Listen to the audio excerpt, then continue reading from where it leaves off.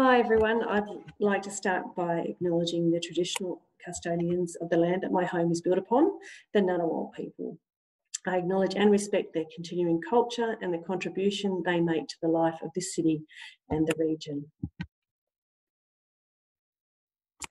So today I'm going to be talking about my house, which goes by a couple of different names. One of them is Jenny's house, another is the suburban beach house or the Canberra beach house.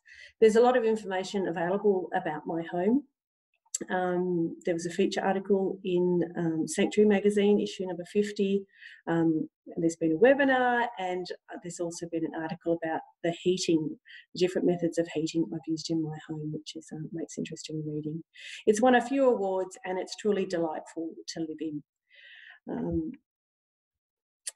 I mentioned already there was a feature article in Sanctuary issue 50, and at the start of the pandemic, I sat out on my front deck and I said I might take people on a tour of the house once I had it tidy enough. The team at Renew then suggested that I do a webinar. So you can access the webinar that I did back in May, 40 minutes of sort of answering question and touring around the house using still photos is still available online. So you can check that out as well.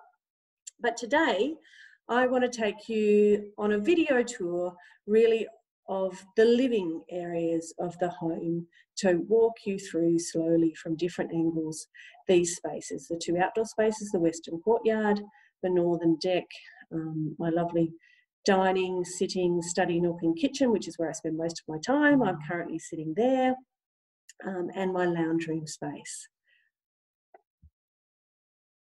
So let's get started. I'm going to talk to you about what's happening on the video on the left-hand side. You'll see there's going to be action on both sides.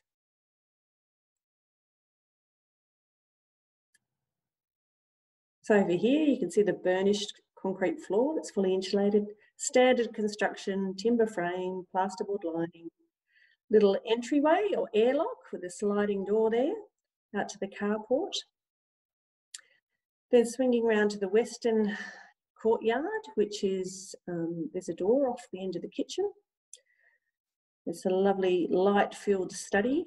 The outdoor unit of our Dakin US7, which is the split system that we use for heating.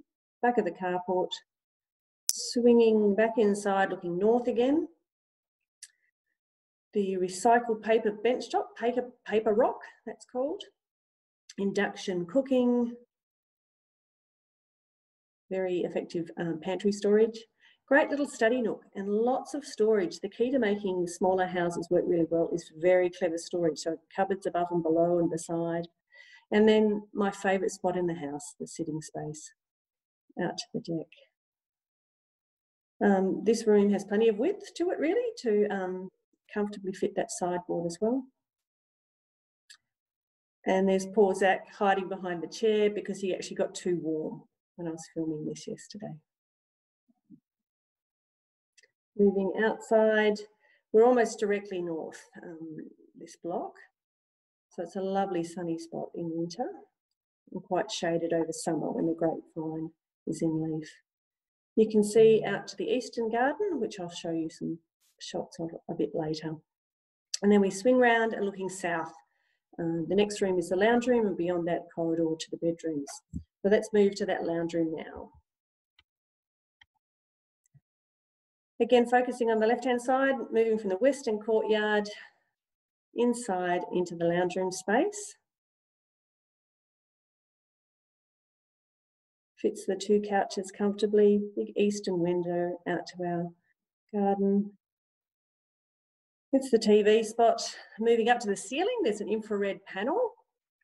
There's a haiku fan with integrated LED light, and then our reverse cycle system, which is mainly for heating.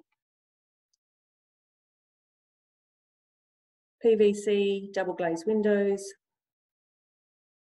Down here, so there's 3 bedrooms on the right-hand side or the western side. The first one is used as a home office by my partner, who is a writer and works from home. There's lots and lots of bookcases and books in there.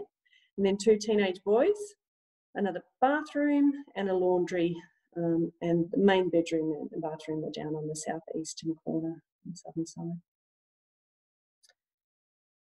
Swinging back round to the north, walking past the western courtyard to the side and looking back to the front of the house.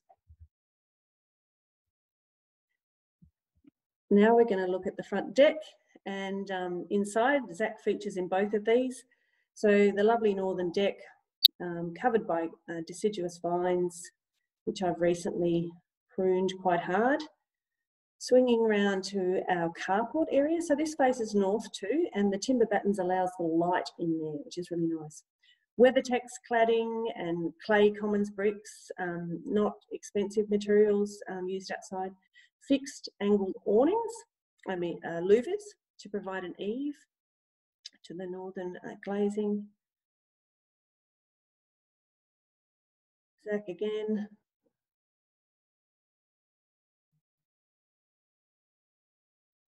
And then swinging around to show you the eastern side of the house. I've got a couple of other shots, but there's a nice 3 metre wide garden down there that's jam-packed with all sorts of things. There are also some other videos you can access about my place. So you can see a nice video taken from the southeastern corner, which is the main bedroom or my bedroom, which, although it's on the southeastern corner, actually has a north-facing glass door, which is lovely and lets the sun flood in until midday in winter. I've also got a video showing you the external units of our hot water heat pump. And in my case, I've got the tank inside in my laundry, and that little video shows you that.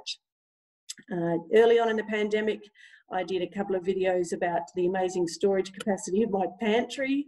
They're quite entertaining, and a couple of other ones featuring Zach and the lift and slide door at the front of the house.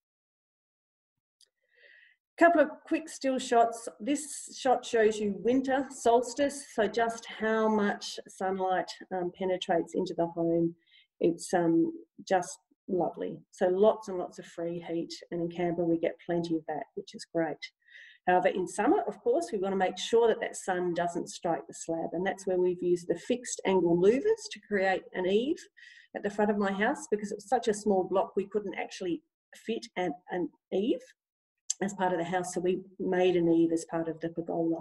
So midday in summer, the sun does not hit the slab at all. And this year we'll get full coverage from the grapevine, which will be beautiful.